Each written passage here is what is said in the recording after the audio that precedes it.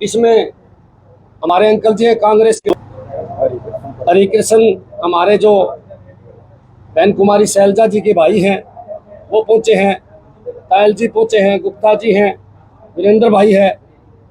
आज ये press conference जो है हमने बुलाई है, और सबसे पहले आज बहुत महत्वपूर्ण दिन है। आज भगत सिंह, जो हमारे शहीद आजम भगत सिंह हैं, उनका जन्मदिन है, उनकी जयंती है। तो इस पर सबसे पहले शहीदों को हमारी तरफ से नमन और हमारी तरफ से शहीदों को फूल माला।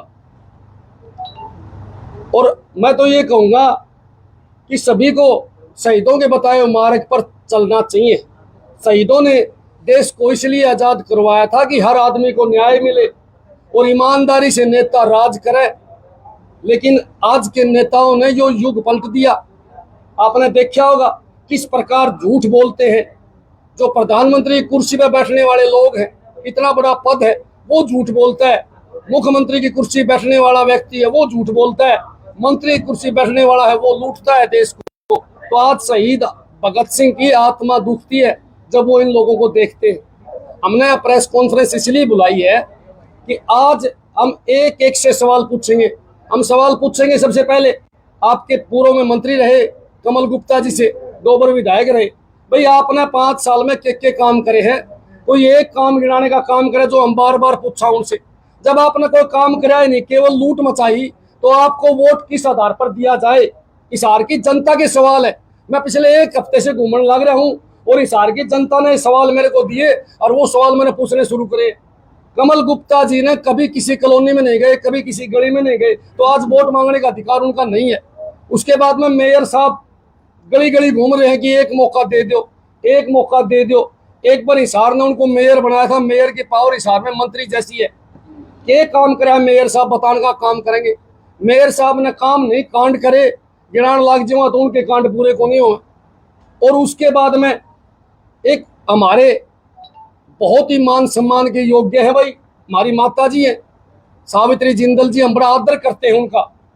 वो भी मैदान में आ गई, उम्र भी ज्यादा है लेकिन फिर भी मैदान में आ गई, निर्दलीय मैदान में आ गई, जबकि आना नहीं चाहिए था। उनकी सेवा हमेशा राणा साहब ने करी, तो अब मौका देना चाहिए था राणा साहब को। अगर बच्चे माँ बाप की सेवा करें तो फिर माँ बाप का भी फर्ज बनता है कि वो भी अपने बच्चों को आशीर्वाद देवे।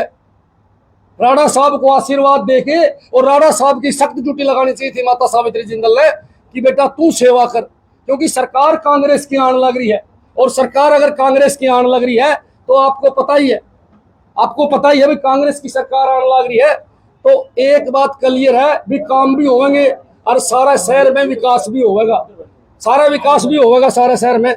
इसीलिए माता जी को राणा साहब को आशीर्वाद देना चाहिए था, लेकिन नहीं दिया। माता साहब कहा है कि हमने जो है खूब विकास करा हिसार का, हमने हिसार में स्कूल बनाए, हॉस्पिटल बनाए। उनकी पोल मैंने आपके सामने पहले पूर्व में खोल दी। आयुष्मान कार्ड तक लागू नहीं है जी इनके हॉस्पिटल में, गरीब आदमी में बदबू आवे। आज मैं 2 नई बातें लेके आपके सामने पेश हुआ हूँ।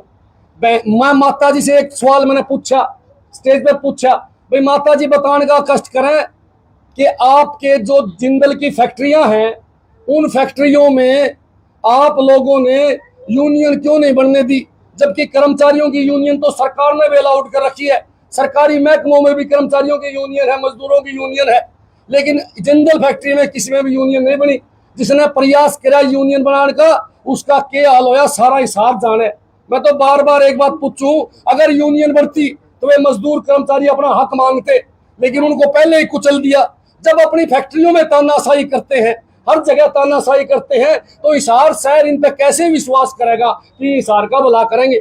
मेरा एक सवाल और भी है जो बहुत महत्वपूर्ण है, जिसको पूरा हिसार जानता है, जिसके कारण पूरा हिसार ही तंग नहीं, पूरा हरियाणा तंग है।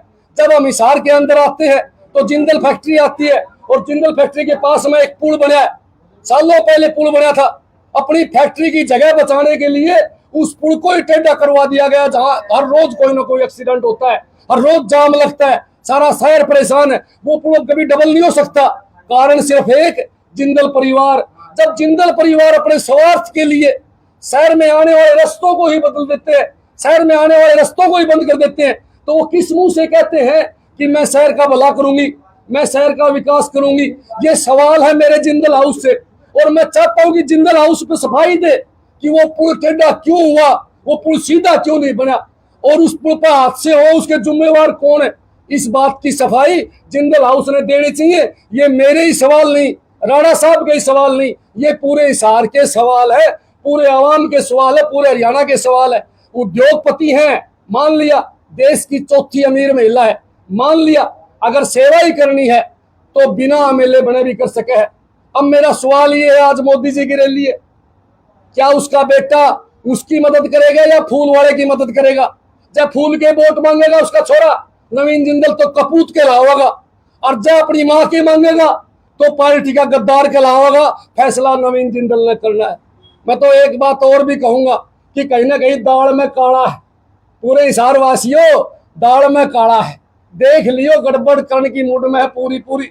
यो वोट जो है बैटरी वाला गड़बड़ में लग गया है, मैंने बैटरी वाला सौदा गड़बड़ लग गया है। मैं बार बार कह रहा हूं था, एक दिन मैं जाऊं था, मैं देखूं था कि बैटरी वाला खंबे वाला, और भाई बात सुन लो, फूल वाला इकट्ठे हो रहे, फूल वाले फूल गोज में घालिया, खंबे पे चढ़ गया और बैटरी मार मार के देखा।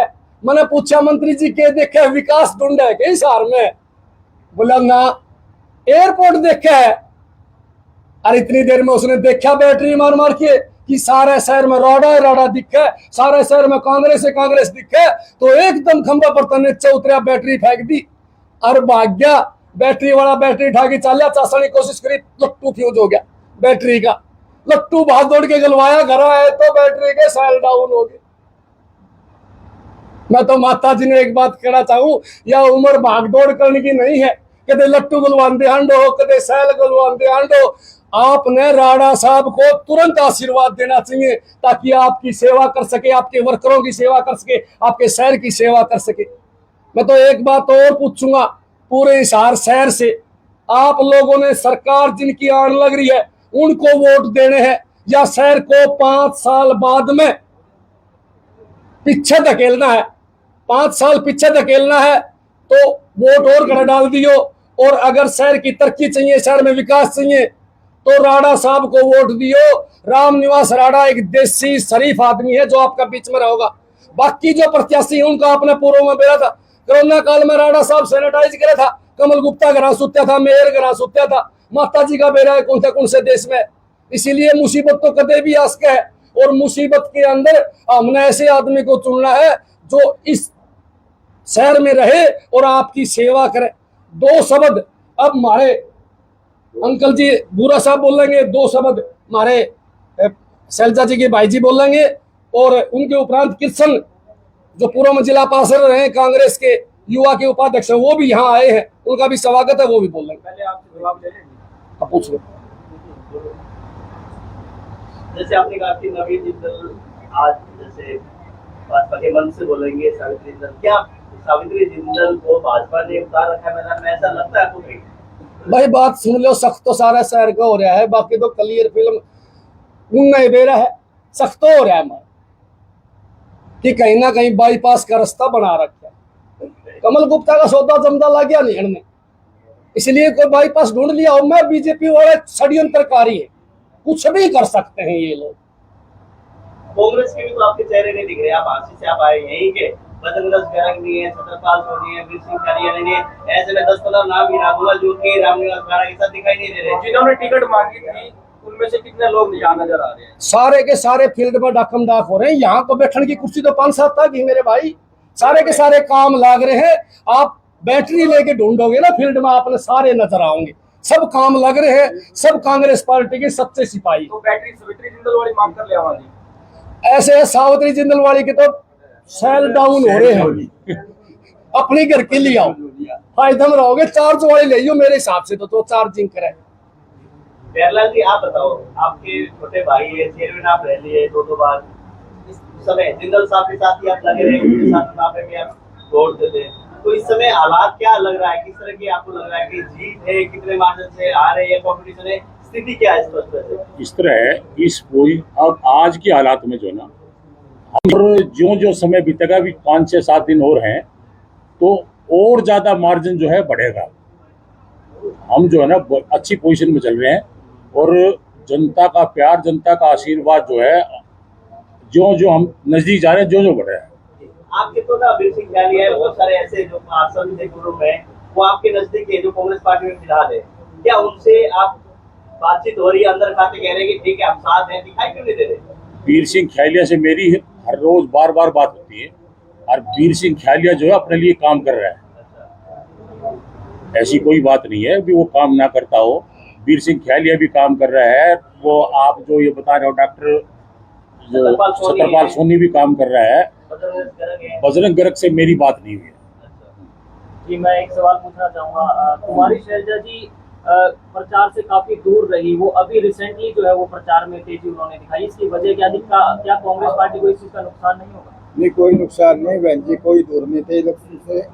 और पूरी मतलब जब भी दिल्ली में थे वो, और सभी हल्कों कार्यकर्ताओं से मीटिंग कर रहे थे, सबसे मिलके, और जो ही प्रोग्राम बना 26 तारीख से बहन जी फील्ड में। श्री जिंदल का कहना है कि राणा साहब को राजनीति में लाने वाला ही जिंदल परिवार है। ये जो बातें हैं ना, ये उनकी बनाई हुई है। वो कब ले आए थे?